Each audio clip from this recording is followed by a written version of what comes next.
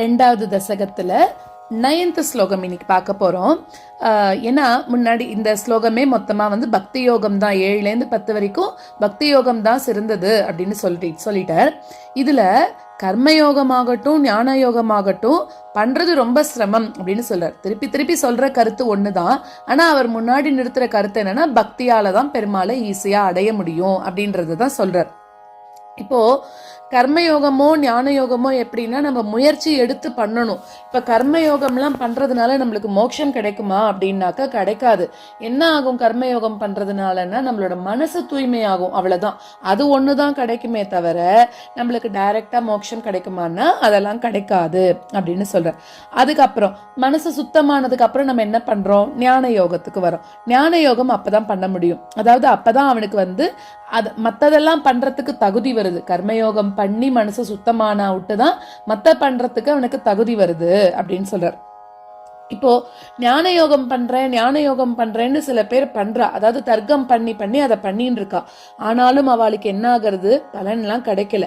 இன்னும் சில பேர் அதுல என்ன பண்றான்னா, பக்தி இல்லாமையே நானும் பண்றேன் அப்படின்றதுக்காக பெருமாள் மேல ஒரு துளி கூட பக்தி இல்லாம சும்மா எல்லாருக்காகவும் பண்ணணுமேனு நான் பண்றதும் பக்தி அப்படின்னு தேவையில்லாத டம்பத்துக்காக பக்தி பண்ணிட்டு இருக்கிறவாளோட நிலைமை என்ன அப்படின்னா, பலனெல்லாம் இப்ப கிடைக்காது அப்படின்னு சொல்ற. சும்மா அவளும் பெருமாளை சேவிக்கிறா. எப்படி, வெறும கண்ணை மூடிக்கிறா, தியானம் பண்றா, அவ்வளவுதானே தவிர உண்மையான பக்தி அவளுக்கு இல்ல அப்படின்றா. அந்த மாதிரி இந்த ஞான யோகத்துல இருக்கிறவ அதை பண்றா. அப்ப அவளுக்கு என்ன ஆறுது, பலனெல்லாம் எப்ப கிடைக்கிறதுனா, அவளுக்கு உண்மையான பக்தி வர வரைக்கும், அதாவது பல பிறவிகளுக்கு அப்புறம்தான் அவளுக்கு கிடைக்கும் அப்படின்னுட்டார். அதனாலதான் பக்தி யோகம் தான் சிறந்தது. பக்தி யோகத்தினாலதான் உன்னை சுலபமாக அடைய முடியும்.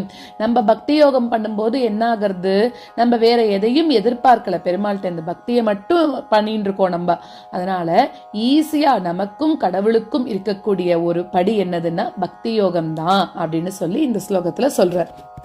அத்யாயாச கராணி கர்ம படலான் ஆச்சரிய நிர்யன்மலாஹ போதே பக்தி பதேத வாப்யுசிததாம் ஆயாந்தி கிம் தாவதா க்ளிஷ்ட்வா தர்க்கபதே பரம் தவ வபுஹு பிரம்மாக்யமன்யே புனஹ சித்தார் த்ரத்வ மிருதே விசிந்த்ய பஹுபிஹி சித்யந்தி ஜன்மாந்தரைஹி அத்யாயாசகராணி கர்ம படலான் ஆச்சரிய நிர்யன்மலாஹ அத்யாயாசகராணி கர்ம படலான் ஆச்சரிய நிர்யன்மலாஹ போதே பக்தி பதே தவாப்யுசிததாம் ஆயாந்தி கிம் தாவதா போதே பக்தி பதே தவாப்யுசிததாம் ஆயாந்தி கிம் தாவதா க்ளிஷ்ட்வா தர்க்கபதே பரம் தவ வபுஹு பிரம்மாக்யமன்யே புனஹ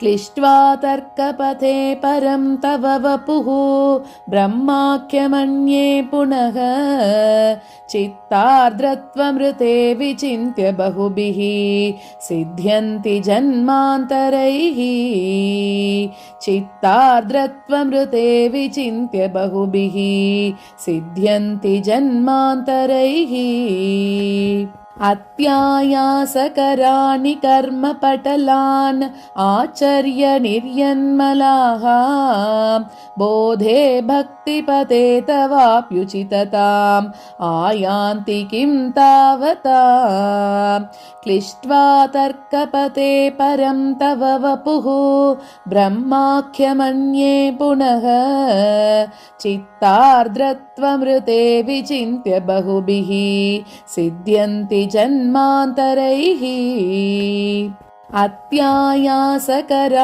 कर्मपटलान् आचर्य निर्यन्मलाः बोधे भक्तिपते तवाप्युचितताम् आयान्ति किं तावता क्लिष्ट्वा तर्कपते परं तव वपुः ब्रह्माख्यमन्ये पुनः चित्तार्द्रत्वमृते विचिन्त्य बहुभिः सिद्ध्यन्ति जन्मान्तरैः।